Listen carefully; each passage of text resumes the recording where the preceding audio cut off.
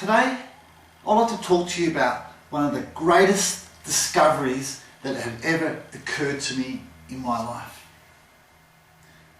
And I know if anyone that's heard me talk before, you're probably going to guess what I'm going to speak about.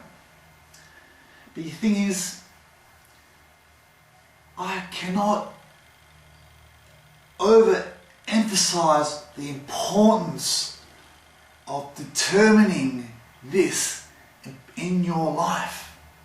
And what I'm noticing how people are underestimating how important it is to define this.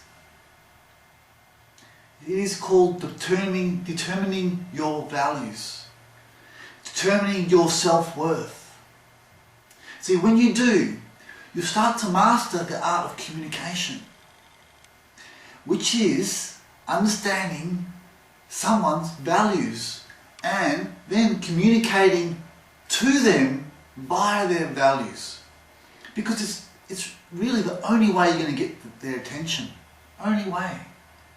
So today's presentation by PowerPoint is a summary of a journey and something that I've noticed that hinders a lot of people to determine their values. And it's called fears. Many fears, perceptions, illusions that sabotages people's ability to determine their values. So I'll talk about my journey, and I'm going to let you know how insecure I have been during my adventure of establishing my values.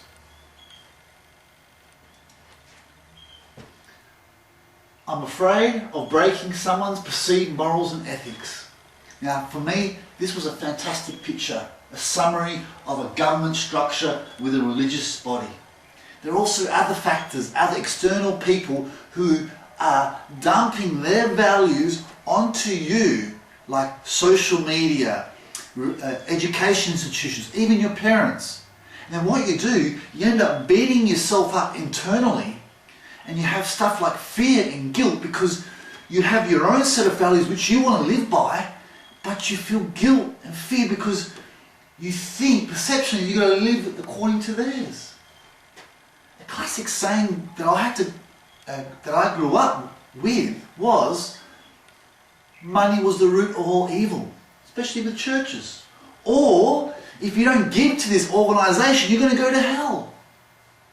That's a severe limiting belief structure that affects people's values.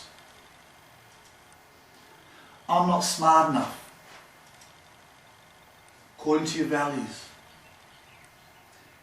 I'm not intelligent enough. I don't have a good enough memory or a creative imagination to do what I really want to do. So I'll go out into the workforce and work for a company so they can tell me what to do because I don't have a belief system that allows me to be creative in my own intuition in what I really want to do. You see, once you determine your values, your highest values, you become a genius in that area. And then when you realise you're probably lingering around your lowest values, that's when you tend to be labelled stupid. But you'll find that you'll be smart enough with the things that you truly are interested in learning and doing, your values. And this is interesting. Caption summarises that. I don't choose the engineering life, the engineering life chose me. See, we all have a purpose on planet Earth. You need to find out what that is. I'm afraid I'll fail. Fear of failure. I want to go out in this business venture, but I'm too scared that it won't happen. Everyone suffers from that. That was crippling for me in establishing my business. But what I learned to help me overcome that was that term procrastination, which is lower on your values. What I wasn't doing, I had no strategy, and therefore I felt fear of failure because I didn't break down my task to smaller chunks, achievable chunks, small tiny little things that eventually pick up momentum, right? And that's where that image comes from. And then you find out, once you get enough momentum, you'll find out which direction you're actually going, either towards success or failure.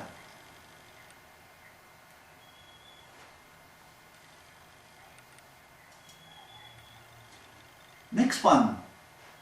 I'm afraid of getting rejected from friends and society if I do what I love.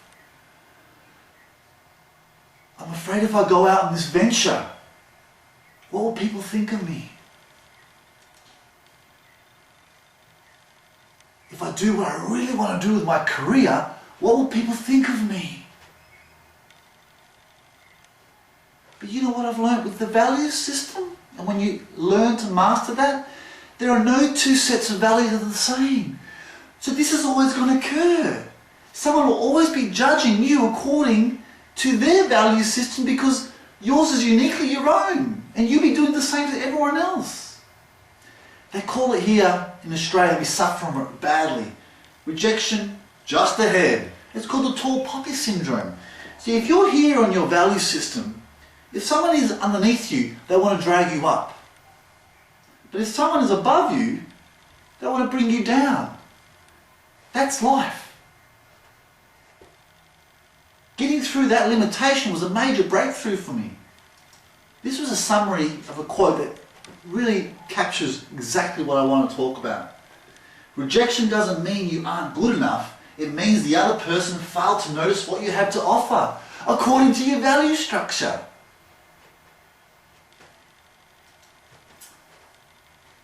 In summary, values equals life. If you're inspired by your vision, hence values, you have vitality.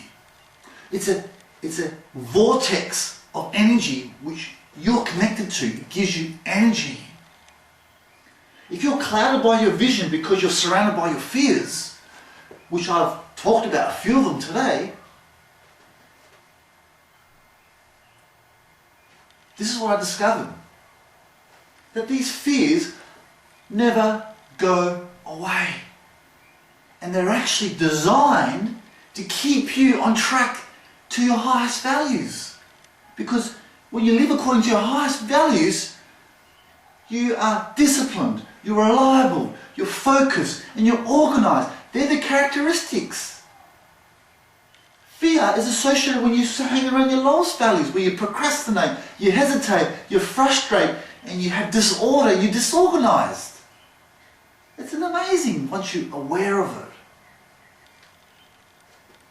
And this is the most crucial aspect of your values. Is no matter what anybody else says about you, that counts. It's what you think about you.